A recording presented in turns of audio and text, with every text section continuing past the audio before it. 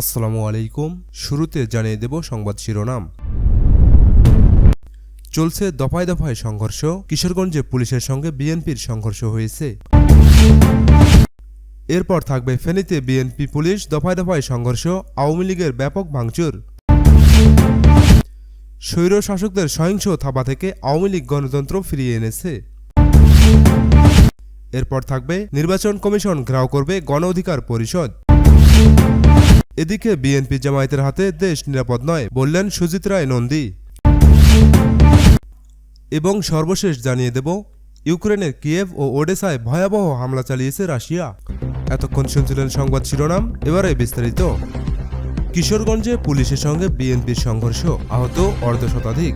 কিশোরগঞ্জে বিএনপির পদযাত্রা থেকে ইটপাটকেল ছোড়াকে কেন্দ্র করে দলের নেতাকর্মীদের সঙ্গে পুলিশের সংঘর্ষ বেঁধেছে। এ সময় পুলিশের ছোড়া টিয়ারশেল ও ফাঁকা গুলিতে অর্ধশতাধিক নেতাকর্মী আহত হয়েছেন বলে দাবি করেছে বিএনপি। একই সঙ্গে বিএনপি নেতাকর্মীদের ছোড়া 10 পুলিশ সদস্য আহত হয়েছেন বলে জানিয়েছে পুলিশ। সংঘর্ষের সময় পুলিশকে লক্ষ্য করে ইটপাটকেল নিক্ষেপ করে নেতাকর্মীরা। আত্মরক্ষায় টিয়ারশেল ও ফাঁকা গুলি ছুড়ে পুলিশ। এভাবে ঘণ্টাখানিক চলে সংঘর্ষ আর ধাওয়া পাল্টা ধাওয়া। পুলিশ ও প্রত্যক্ষদর্শীরা জানিয়েছে, সরকার পতনের এক দফা দাবি আদায়ে পদযাত্রায় অংশ নিতে সকাল থেকে মিছিল নিয়ে শহরের গুরুদয়াল সরকারি কলেজ মাঠে জড়ো হন নেতাকর্মীরা। এ সময় মিছিল নিয়ে রথখোলা মাঠের কাছাকাছি গেলে পুলিশের ব্যারিকেডে পড়ে নেতাকর্মীরা।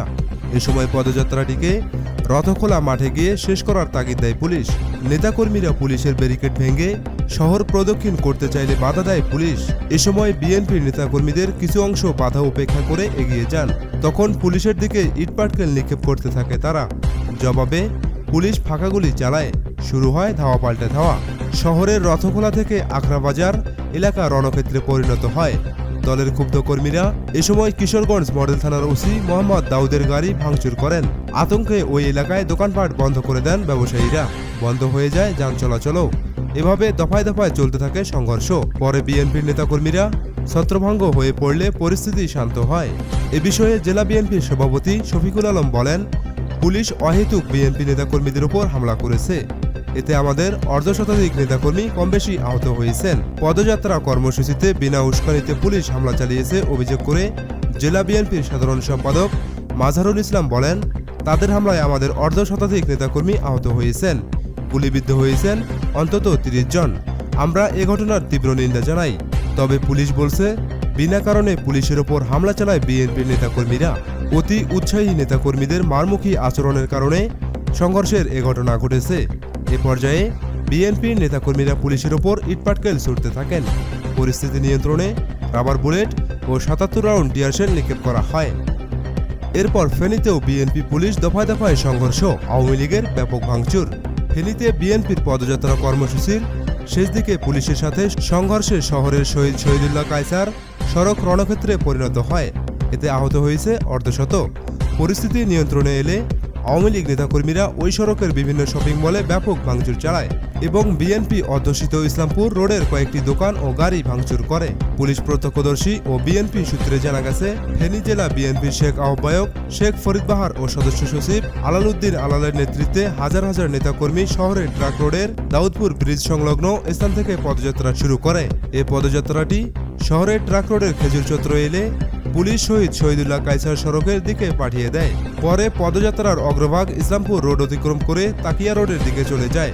পেছনের অংশটি ট্রাক রোডের খেজুর চত্বরে থাকাকালে ইসলামপুর রোডের মাথায় একদল বিএনপি কর্মীর সাথে পুলিশের বাকবিতণ্ডা হয়। ধাক্কাধাক্কির এক পর্যায়ে ইটপাটকেল ছুড়লে সংঘর্ষ বেঁধে যায়। এ সময় পুলিশ কয়েক রাউন্ড টিয়ারশেল ও রাবার বুলেট ছোড়ে। শুরু হয় পুলিশ বিএনপির ধাওয়া পাল্টা ধাওয়া। খবর পেয়ে পুলিশ সুপার জাকির হাসান সহ পুলিশের ঊর্ধ্বতন কর্মকর্তারা ঘটনাস্থলে ছুটে আসেন। পুলিশের গুলি ও হামলায় শতাধিক নেতাকর্মী আহত হয়েছে বলে বিএনপি দাবি করেছে। এরপর পুলিশ দাবি করে বলেছে, বিএনপির হামলায় কয়েকজন পুলিশ সদস্য আহত হয়েছে। সংঘর্ষের সময় বেশ কয়েকটি গাড়িও ভাঙচুর করা হয়েছে।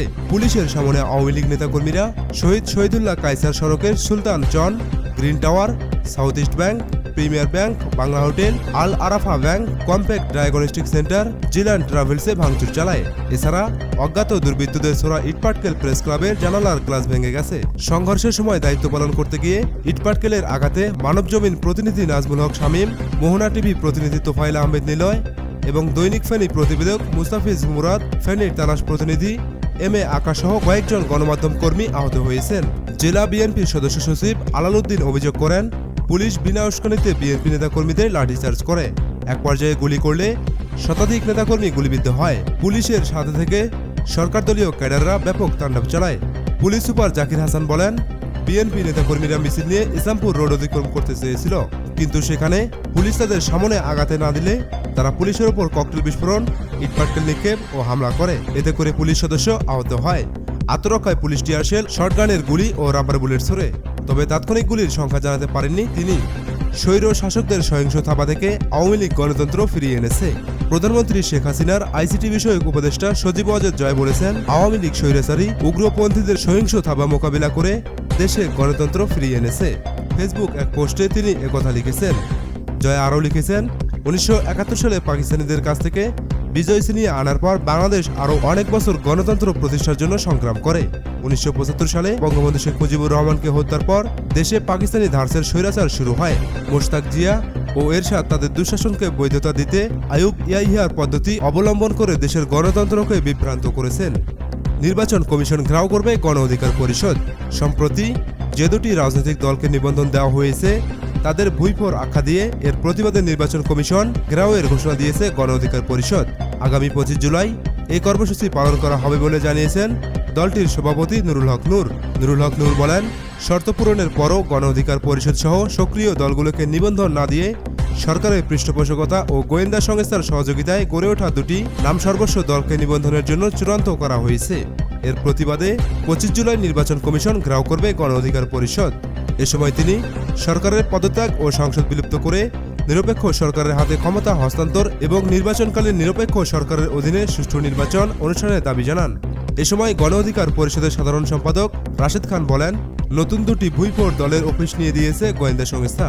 জেলা ও উপজেলা কমিটি গঠিত হয়েছে আওয়ামী লীগ ও জাতীয় পার্টির লোক দিয়ে। সরকার আরেকটি 14 ও 18 মার্কা নির্বাচন করার জন্য এমন নাম সর্বস্ব দলকে নিবন্ধন দেওয়ার সিদ্ধান্ত নিয়েছে। নির্বাচন কমিশন আর কমিশন নেই, তারা সরকারের দালালি ও দাসত্ব করে যাচ্ছে। আমরা প্রধান নির্বাচন কমিশনার সহ সকল নির্বাচন কমিশনারের পদত্যাগ চাই। বিএনপি জামায়াতের হাতে দেশ নিরাপদ নয় বললেন সুজিত রায় নন্দী।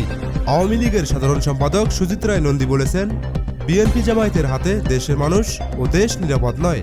যতবারই তারা ক্ষমতায় এসেছে ততবারই দেশে হত্যাযজ্ঞ ও অগ্নিসন্ত্রাস চালিয়েছে। সুজিত রায় নন্দী বলেন, স্বাধীনতা বিরোধীরা 75-এ বঙ্গবন্ধুকে হত্যা করে বাংলাদেশকে চিহ্নিত করতে চেয়েছিল।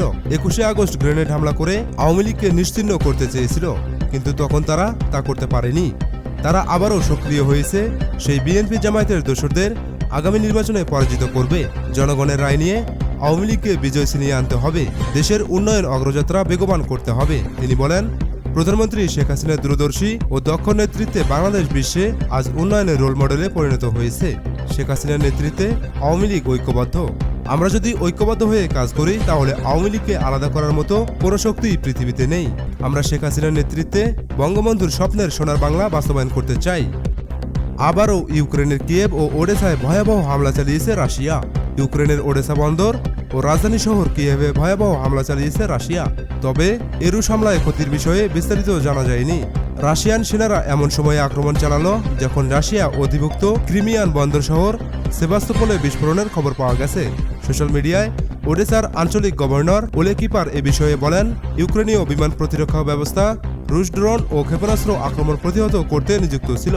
একই সঙ্গে তিনি ওই বন্দর নগরীর বাসিন্দাদের আশ্রয় কেন্দ্রে থাকার আহ্বান জানিয়েছেন। রুশপন্থী ব্লগাররা বলেছেন, ওডেসা বন্দরে ব্যাপক হামলা করেছেন রাশিয়ান সেনারা। তারা ড্রোন ও ক্ষেপণাস্ত্র ব্যবহার করে এ হামলা চালান। ইউক্রেনের বিমান বাহিনী জানিয়েছে, তারা কৃষ্ণ সাগর থেকে রাশিয়ান কালিব্রো ক্ষেপণাস্ত্রের উৎক্ষেপণের বিষয়টি শনাক্ত করেছেন। ইউক্রেনের রাজধানী শহরেও ব্যাপক রুশ হামলা হয়েছে। একজন প্রত্যক্ষদর্শী কিয়েভের কাছে বিস্ফোরণ ও ধোঁয়া ওঠার কথা জানিয়েছেন। সামাজিক যোগাযোগ মাধ্যমে পোস্ট করা একটি ভিডিওতে দেখা গেছে, রাশিয়ার বিমান হামলার পরে ওডেসার বিভিন্ন বহুতল অ্যাপার্টমেন্ট বিল্ডিংয়ের জানালা উড়ে গেছে এবং রাস্তায় কাঁচের টুকরো ছড়িয়ে রয়েছে। ক্রিমিয়ান উপদ্বীপের একটি সেতুতে বিস্ফোরণের পরে রাশিয়া ইউক্রেনের বিরুদ্ধে চরম পদক্ষেপ নেওয়ার প্রস্তুতি দিয়েছে, কারণ তারা ওই বিস্ফোরণের জন্য কিয়েভকে দায়ী মনে করে। এ কারণেই তারা দেশটির শস্য রপ্তানির প্রধান বন্দর ওডেসায় হামলা করেছে।